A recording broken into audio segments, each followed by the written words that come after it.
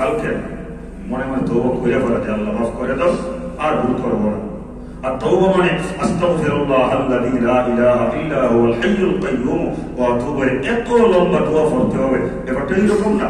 আস্তাগফিরুল্লাহ, এই তওবা হয়ে গেছে। কোন সবাই আস্তাগফিরুল্লাহ মনের থেকে বলছেন কথাটা মনের থেকে, তওবা হয়ে গেছে। আর গুনাহের দিকে যায়েন না, তওবা হয়ে গেছে। আল্লাহ পাক আপনাদেরকে আল্লাহর ওলি বানিয়ে দিবেন। আর যদি লম্বাটা পারেন তাহলে পড়েন আস্তাগফিরুল্লাহ আল্লাযী লা ইলাহা ইল্লা হুয়াল হাইয়ুল কাইয়্যুম ওয়া আতুবু ইলাইহি রব্বিগফিরলি ওয়া তুব আলাইয়া ইন্নাকা আনতাত তাওয়াবুর রহিম। আস্তাগফিরুল্লাহ পারেন না, তাও সমস্যা নাই, আল্লাহ তুমি আমায় মাফ করো, এই তওবা হয়ে গেছে। ইসলাম কিন্তু খুবই সহজ, কিন্তু আমরা এটাকে কঠিন বানাই ফেলাইছি। যে দোয়া আমাকে মুখস্থ করতেই হবে। এখন এক বেচারা বয়স 50 বছর, তার মুখে দিয়ে কিছু আসে না, সে ঠিক মতো উচ্চারণ করতে পারে না, সে তো দোয়া শিখতে শিখতেই আজরাইলের সাথে সাক্ষাৎ হয়ে যাবে।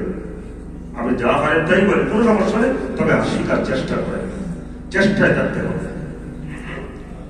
বাইরে আমার তাই আল্লাহ রাব্বুল আলামিন বলেন, নবী গো, আমার ওই সমস্ত বান্দা বান্দীদেরকে আপনি বলে দিন যারা গুনাহ করতে করতে ইয়া ইবাদিয়াল্লাযীনা আসরাফু আলা আনফুসিহিম সীমা লঙ্ঘন করে ফেলেছে, নিজেদের জীবনকে বরবাদ করে ফেলেছে, লা তাকনাতু মির রাহমাতিল্লাহ, তাদেরকে বলে দিন তারা যেন একটা মুহূর্তের জন্য আমার রহমত থেকে বঞ্চিত না হয়, নিরাশ না হয়। আমি আল্লাহ রাব্বুল আলামিন কথা দিলাম, তারা যদি আমার কাছে ক্ষমা চাওয়ার মতো চাইতে পারে, ইন্নাল্লাহা ইয়াগফিরুয যুনুবা জামিআ, আমি আল্লাহ রাব্বুল আলামিন তাদের জীবনের সমস্ত গুনাহ খাতারে মাফ করে দিব। ভাইরা আমার, তিরমিজি শরীফের হাদিস,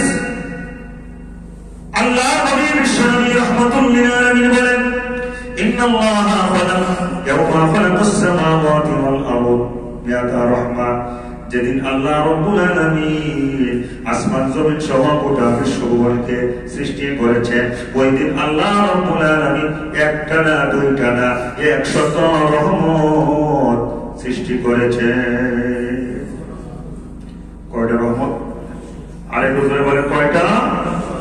এত রহমত, 100 রহমত সৃষ্টি করেছেন। কুল্লু রাহমাতিন তিবাকা মা বাইনাস সামাই ওয়াল আরদ।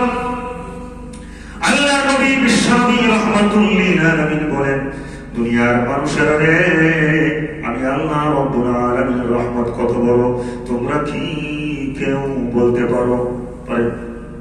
আল্লাহর রহমত কত বড় জানেন? খালি তো আল্লাহর রহমত রহমত রহমত এগুলো বলেই গেলাম, কিন্তু রহমতের যে একটা সাইজ আছে এটা জানেন? ভাইরা আমার বিশ্বনবী রাহমাতুল লিল আলামিন বলেন, উম্মতেরা রে, কুল্লু রাহমাতিন তিবাকা মা বাইনাস সামাই ওয়াল আরদ, আসমান এবং জমিনের মাঝখানে যেই বিশাল খালি জায়গা রয়েছে, ওই বিশাল খালি জায়গার সমান আমার আল্লাহ রব্বুল আলামিনের এক একটা রহমত। তাই রহমত কি ছোট না বড়? খালি কি বড় না অনেক বড়?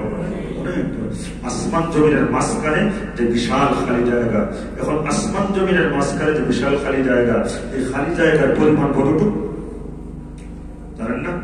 এটারও হিসাব আছে। এখন এইগুলা বলতে গেলে তো অনেক সময় দরকার।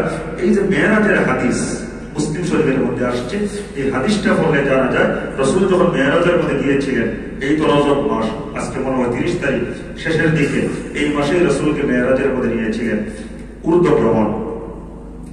ভাইরা, তো রাসূল বুরাকের পৃষ্ঠে সওয়ার হয়ে গিয়েছিলেন। ওই সময় রাসূল বলেছিলেন, জমিন থেকে আকাশের দূরত্ব 500 বছরের রাস্তা। কত বছরের রাস্তা? 500 বছর। এখন এটা কিসের গতিতে 500 বছর? ব্যাখ্যা সাপেক্ষ। যেমন আমাদের দেশে আমরা ঢাকা এয়ারপোর্ট আছে না? এক সময় ছিল জিয়া বিমানবন্দর, আর এখন শাহজালাল আন্তর্জাতিক বিমানবন্দর। সম্মানিত বাইরে, হজের সময় এই জায়গায় আমাদের সবার মুখে মুখে একটাই কথা, হজ, হাজি, মক্কা, মদিনা, ঠিক না? তো একজন জিজ্ঞেস করে এগুলো কি আলাপ করতেছে? কয় হজ, হাজি, মক্কা, মদিনা। আচ্ছা, হজ করতে হলে করে যেতে দিব, মক্কা, মদিনা। বলে কেমনে? এমনি এমনি। কতক্ষণ সময় লাগে? বলছে কোন দিক দিয়ে? পশ্চিম দিকে। বলতেছে কয় মাস সময় লাগবে, কয় মাস, মাত্র 6 ঘন্টা। এখন 6 ঘন্টা সে যদি আল্লাহর নামে পশ্চিম দিকে হাঁটা শুরু করে সৌদি আরবের দিকে 6 ঘন্টা গেলে 6 মাস বাজাইতে পারবে? কেন পারবে না? কারণ এটা তার পায়ের গতি না। সে ভুলও শোনে নাই যেটা সবচেয়ে এয়ারপোর্টের সবচেয়ে ছিল বিমানের গতি। বিমানের গতিতে 6 ঘন্টা। এক সময় জাহাজে যাইত চট্টগ্রাম থেকে, সেখান থেকে জাহাজে সময় লাগতো 1 মাস 6 মাস বিভিন্ন মেয়াদে। এখন সেখানে যায় শুনছে এটি কতদিন, এতদিন হাঁটা শুরু করছে। কোনোদিনও, কারণ এটা ছিল জাহাজের গতি আর এটা ছিল বিমানের গতি। সম্মানিত ভাইরা, রাসূল বলছেন জমিন থেকে আসমানের দূরত্ব 500 বছরের রাস্তা।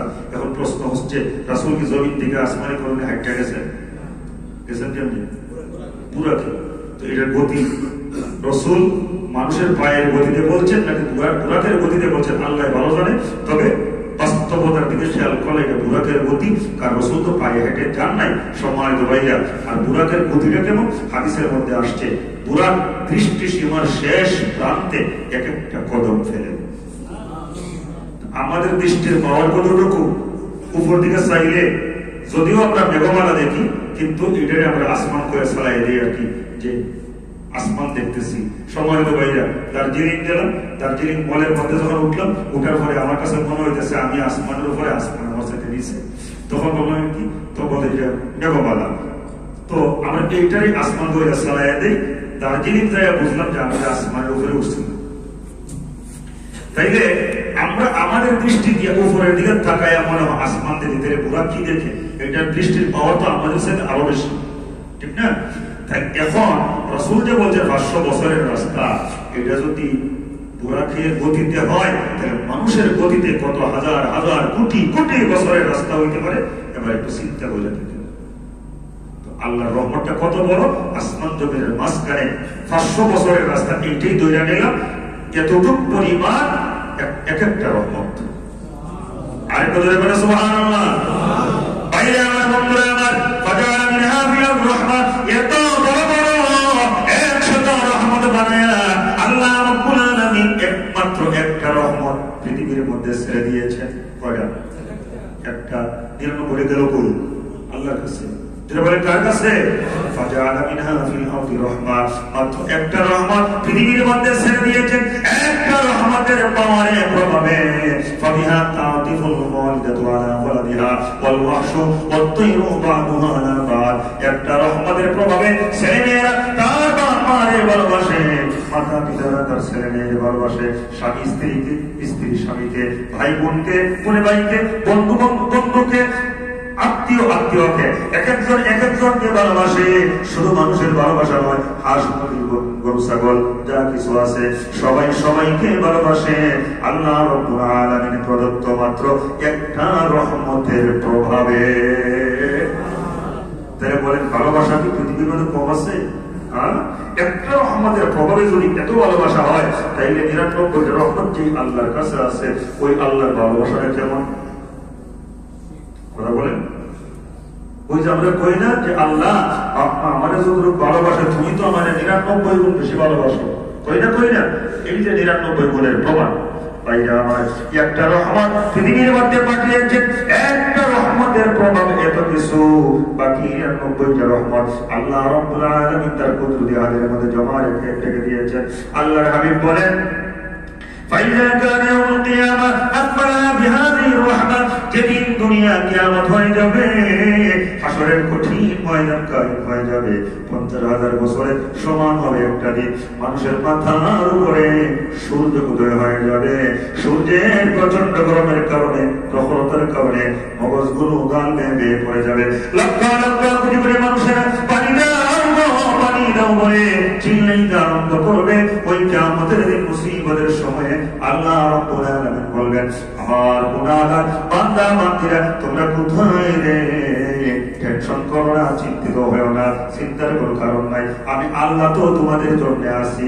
তোমরা যারা ঈমানী সম্পদের সম্পদশালী ছিলে, পৃথিবীর মধ্যে হয়তো কিছু গুনাহ করে ফেলেছিলে, কিন্তু কিন্তু তোমাদের মধ্যে ঈমান ছিল, তোমরা ছিলে ঈমানদার গুনাহগার, ঈমানের সম্পদ তাদের কাছে আছে। আসো আমি আল্লাহ রাব্বুল আলামিন আমার কুদরতি বুকটা তোমাদের জন্য প্রশস্ত করে দিলাম, তোমাদেরকে আমার কোলের মধ্যে জড়ায় নিব। তোমাদের জন্যই তো আমি আল্লাহ রাব্বুল আলামিনের 90টা রহমত আমি আল্লাহ রাব্বুল আলামিন আমার কাছে জমা রেখেছিলাম।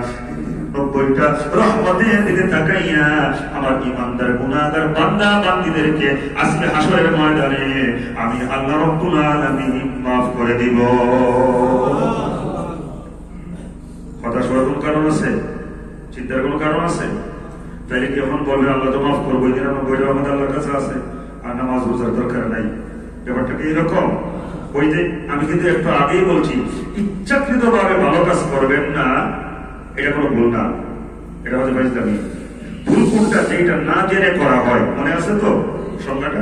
না জেনে নামাজ মিস করছেন বা মিথ্যা কথা বলছেন, চুরি করছেন, কিন্তু করার পরে বুঝছেন ভুল, এখন করণীয় হচ্ছে তারপরে আল্লাহর কাছে ক্ষমা চাওয়া। আমার ভাইরা, কিন্তু চুরি করা ভুল, অন্যায়, মিথ্যা বলা ভুল, অন্যায়। আপনি জানার পরে যদি করেন, এটা ভুল করেন নাই, আপনি ইচ্ছাকৃত ভাবে আপনি ফাইজলামি করছেন। যাই হোক, যা কিছু বলেছি আল্লাহ রাব্বুল আলামিন আমাদের আমল করার তৌফিক দান করেন।